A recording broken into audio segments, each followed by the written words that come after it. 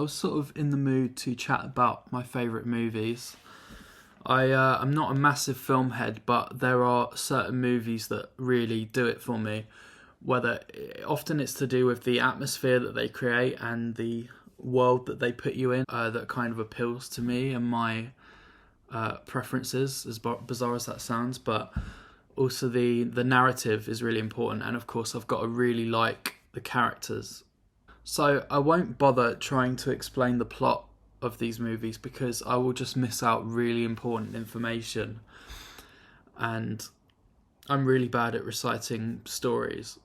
So I'll just kind of talk about a little bit why I like it so much, and maybe you could recommend some movies based on what I've chosen, because I know that there's probably dozens of movies out there that I would absolutely love if only I actually saw them. First one is The Dead Zone, based on the Stephen King book, and this is a David Cronenberg film. This is like my favourite movie from the 80s probably. Why do I like this movie so much? I just love the way it's stylized so much. It's got my favourite production of any movie. I love... The music is perfect. I'll listen to the music just on its own. All the performances are perfect. The way it's sequenced is perfect. It's a very sad movie. It's also a very warm movie. I love the crime element to it. This sequence in which there's the police officer who's basically like a massive wrong-un, I think is just executed so perfectly. There isn't a moment in this movie that is too long or drags on. I love the sequences in which he has the episodes where he has second sight. It kind of lends itself to like a TV series type format.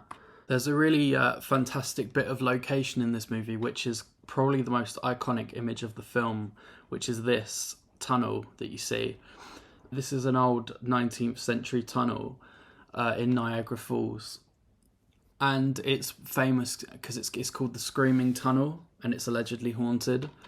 But it's a really fantastic choice of location. Martin Sheen does a really good job in this movie of this kind of psychopathic president candidate. Yeah, I would love to have this image on my wall framed.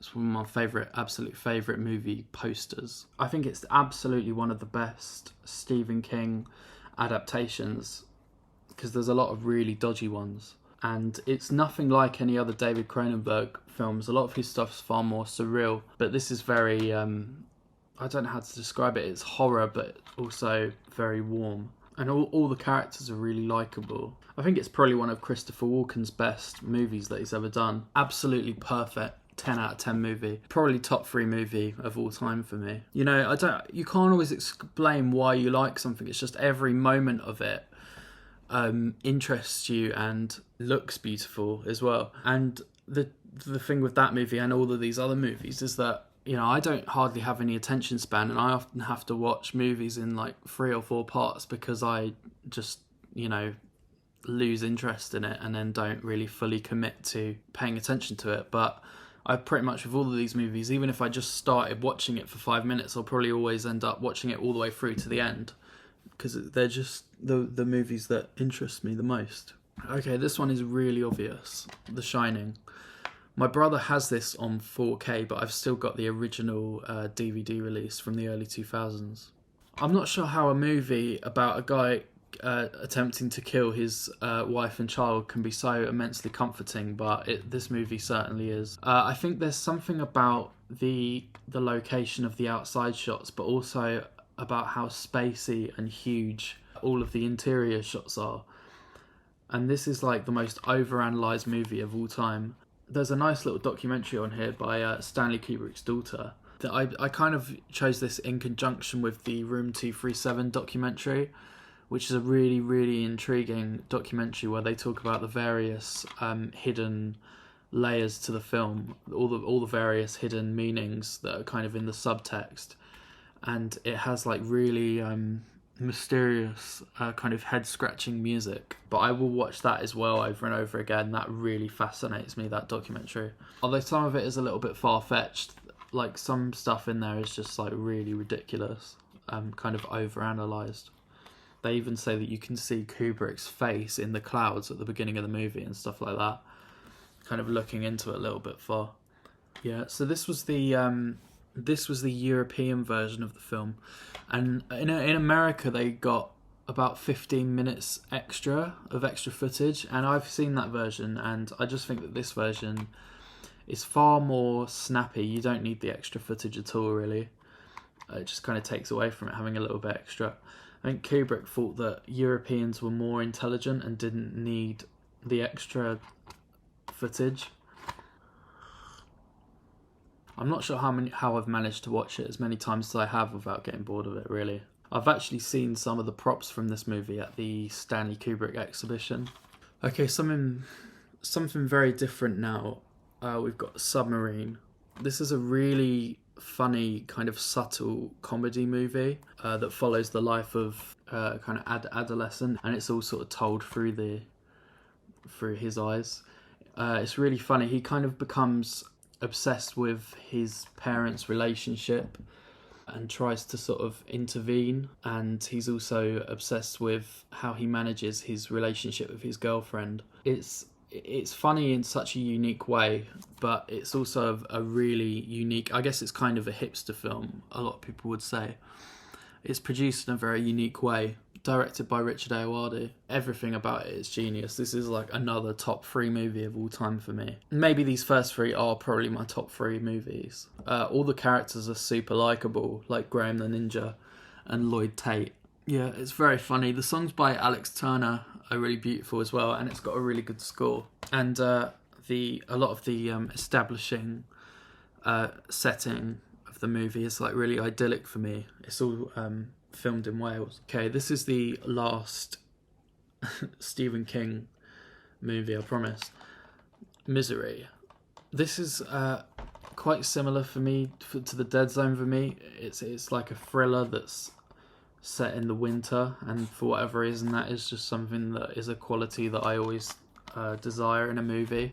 This movie is really Hitchcock. It's like so intense, you know. I mean, if you could imagine being put in that situation that the guy is in. I love movies that have very few characters as well. I first watched this on VHS when I just found a VHS tape of it somewhere, and the artwork on the VHS was really, really cool. It was just this really dark, ominous image of the cottage, and it had the big Misery logo on it. But when I was in about year 7 or 8, you could, the day before you broke up for Christmas, you know, you could watch a film, and I had the VHS copy ripped to a hard drive, and I managed to convince my English teacher that it was a 12, even though it was an 18, and we all watched that when we were in about year 7. It's just the same case with all these other movies, you know. I'm just totally deeply entertained and fascinated by every second of this movie. Okay, this is different. Vampire Hunter D, the classic anime from the 80s. Why do I love this movie so much? It's really nightmarish. There's a lot of really horrible, kind of fantastic, demonic creatures. It's just the atmosphere. It's the same as all these movies. It's the atmosphere. It's a really specific atmosphere that is obviously very desirable to me. A lot of these movies I'll watch them probably about once a year, normally sort of Christmas or New Year, because that seems like a very fitting time to watch films. So I first found this movie on a VHS copy when I was about 9. And it's a bit violent for children of that age, but we were allowed to have it anyway. I will say that the VHS copy from the 90s has way better artwork than the DVD. Look at that, how fantastic is that? And yeah, obviously I picked this up and was just intrigued by how eerie it is. It's a beautiful movie. The atmosphere is unmatched. It's so like I can't even put it into words. It's like dystopian horror. The original VHS tape there. The VHS had a really cool intro on it, which was advertising all of the manga video series and had all these clips from classic animes, including Akira and stuff like that. Yeah, do yourself a favour and watch this movie.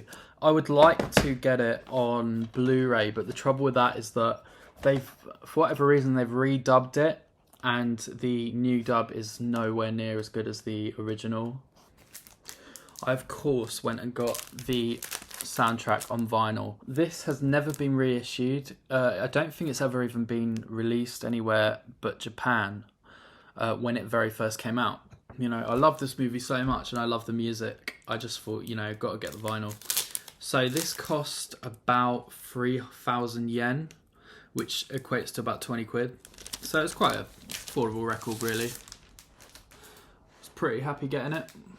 It is really, the actual card that it's made out of is just like 10 times thicker than your average vinyl record.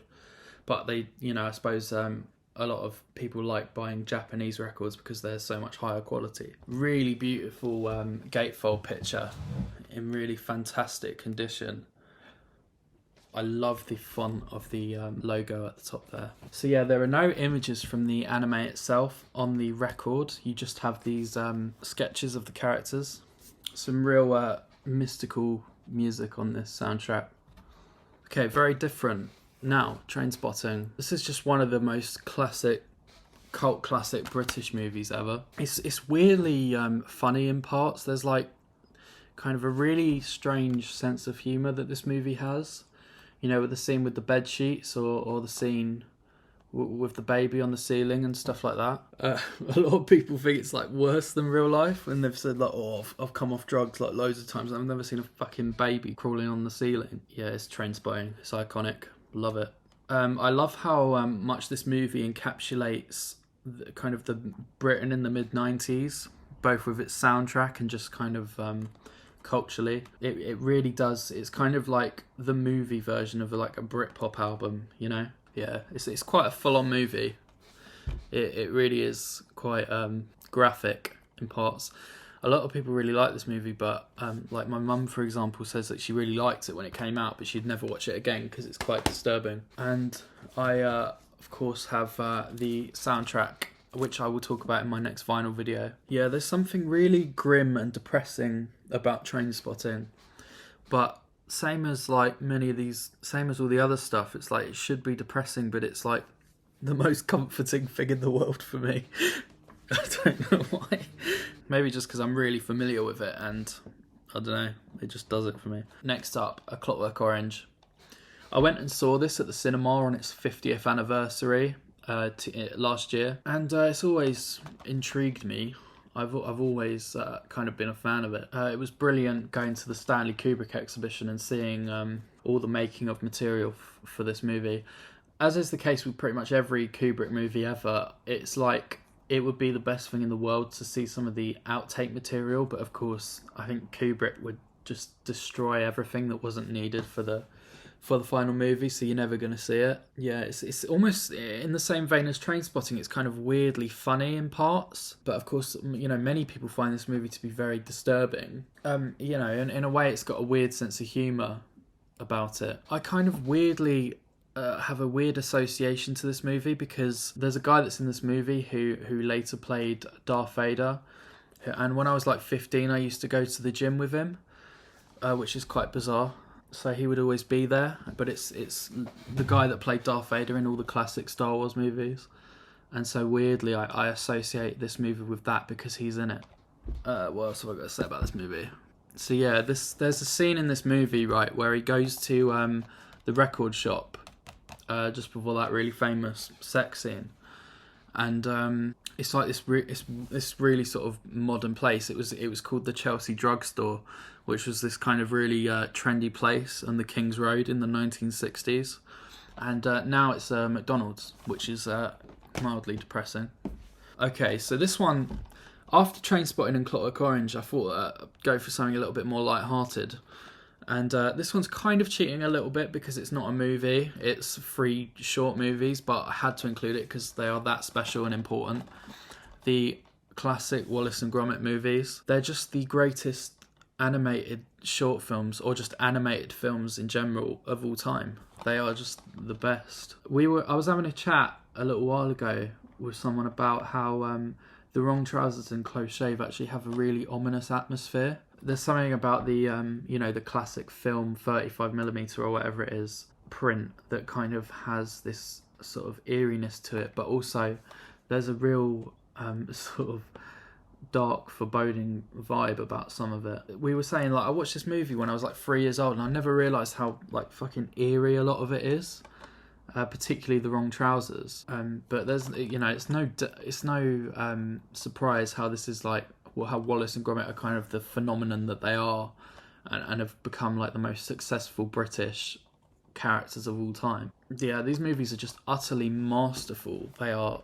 I can't even articulate how good they are. Even the I was watching one recently. I was thinking how beautiful the set design is on something like Close Shave, and of course, the first ever one, Grand Day Out, which might be my personal favourite, was Nick Park kind of created that. He literally was making that while he was still a student, and it was kind of slightly overly ambitious because he'd spent like 2 years making it and had only done like 5 minutes, so they had to help him finish it. Yeah, this is like my favourite, not just my favourite short films, but like my favourite media ever created. It's that much. And I'm super glad that the original Aardman ident is on all of these, because that was taken off the DVD version, and that in itself is, terrifying but totally fascinating. Another classic independent British film. This is England. I suppose you could say this one's pretty depressing. Drama-wise, it's just gold. It's just so good, The subsequent series that they did were fantastic as well, although those ones have got some really dark bits in and are very depressing. But yeah, I think that Shane Meadows is a brilliant filmmaker, and it's just like the epitome of fantastic, independent, low-budget British films. The music's perfect, all the performances are perfect. It's a classic. It's a real classic. Okay, still low budget, but totally different. Midsummer. This is like the creepiest movie that I've ever seen. I went to go and see this at the cinema when it came out, and I was sort of thinking that it might be some sort of like fairly generic horror movie, based on the trailer, and then I was just like totally mesmerised by it and completely surprised, because it is so much more than that. It is like, this is like no other modern horror or thriller movie that I've ever seen. It is the creepiest thing ever. The atmosphere is just horrifyingly creepy, but it's also like really violent as well and graphic. And whilst it is creepy, there's also the odd kind of funny bit. Like I went to see this at the cinema twice when it came out, because I liked it that much, and both times the whole cinema was in stitches at the sex scene, because it's just so absurd. It's kind of like The Wicker Man. I was having a chat with someone about how it's kind of like the Holy Mountain, the Alejandro Jodorowsky movie. Very, very surreal kind of stuff, and you can definitely see an inspiration on this. Yeah, I was just totally fascinated with it when it came out. Totally like fascinated and horrified, and just watched it over and over again. It really is just probably the creepiest movie I've ever seen. Totally different now. American Psycho. This movie is really funny, but in such a weird way. He's totally vile. Like, apart from being obviously, a complete psychopathic killer, apart from that, he's like horrible. He's like has no personality, but no one bats an eyelid. But my brother was saying, well, that's the whole point of it, don't you get it? And it's like, okay, fair enough, but but the first time I watched it, I thought, okay, that's an interesting movie, and then subsequent watches, I'm just sort of laughing out loud at how kind of absurdly horrible it is, and how absurdly horrible he is. Probably one of Christian Bale's best performances. I think the thing that really makes you laugh out loud is where he's running up the corridor naked with the with the chainsaw. Forgot to show my Clockwork Orange vinyl. I think there's quite a lot of these kicking about. You can get it quite easily if you want some really innovative electronic covers of classical music. And of course, you know, the main theme, totally iconic soundtrack, you know, Wendy Carlos. And I forgot to show my vinyl of Midsummer. You know, Midsummer had some really tension building music in it by Bobby Krilic. I think I was so obsessed with the movie the year it came out, I received this as a Christmas present. I really like the images on the record itself. It's right at the beginning of the movie, we have a mural, and it actually sort of shows off the entire plot of the film. So he kind of spoiled the entire plot right at the beginning. Some really horrifying stuff in there. If you want to get any kind of idea about what this movie is like. Right, another Danny Boyle film now. 28 Days Later. I think there's something a lot more horrifying about this than something like Dawn of the Dead, because the zombies are just like, they're not even zombies, it's just pure rage, and they're, you know, they come at you so fast, it's kind of horrifying. A lot of people really don't like this, but I love that this movie was basically filmed on like camcorders. So the whole movie was done on mini DV, meaning that the whole movie was basically shot on standard definition. So whenever you watch this, it kind of looks like you're watching an old VHS rip of it. But I love that. I think that I love the low budget element. I mean, especially when Danny Boyle would come off with doing stuff like The Beach, which is kind of the opposite of that. Because I think that a lot of the shots, they had to kind of set stuff up, because they did that really apocalyptic sequence where Cillian Murphy is walking through London, and they had to shoot it like really early in the morning and do it really quickly. And in order to do that, they had to have really inexpensive cameras so that they could get everything set up really quickly. Yeah, it is interesting how it's like a really famous movie that's done on such a low quality format that can never be upscaled to HD. So yeah, I probably will never buy this on Blu-ray, because there's not a lot of point, because you're never going to get that definition apart from the scene right at the end that was actually done on film. I love the soundtrack to this movie. Absolutely top soundtrack. You know, Danny Boyle always has really brilliant sync music in all of his movies. You've got like Brian Eno and Godspeed You Black Emperor. No other end of the world movie does it for me like this one. It's probably because it has very few characters in it. And as we all know, that's, you know, something that I seem to like a lot.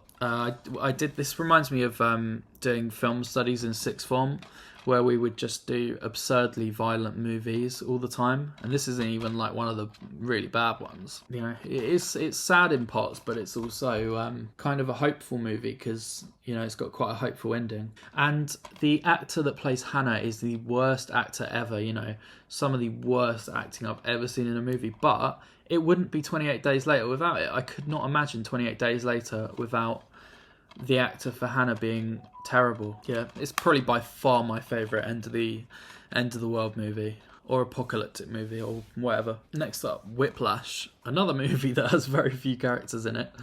Yeah, the guy in this movie, the instructor, is just fucking horrible. Like, as if you would ever put up with that. What a horrible individual, you know? And then, of course, like, drives him pretty much mad, quite understandably. Oh gosh, I love this movie so much. Where do I even start? This movie is top. I'm a drummer myself, so I just basically love anything to do with drumming. Yeah, it's just one of those movies that I'll watch over and over again. Yeah, if you want something really intense, watch Whiplash. It is a superb movie. And something a bit more lighthearted to close out. Just realised that this and the last movie we've got the same person in. Spider-Man 1. No other superhero movie comes anywhere near to the Sam Raimi Spider-Man movies for me. They just have a special quality about them. It's a pity that this DVD doesn't have the Dolby Atmosphere ident, which is just the eeriest ident of all time, pretty much. And as a little kid, I used to watch this and be really terrified of that at the beginning. This and Spider-Man 2 and like Stuart Little and Men in Black all had it, and they're all like really New York-y movies.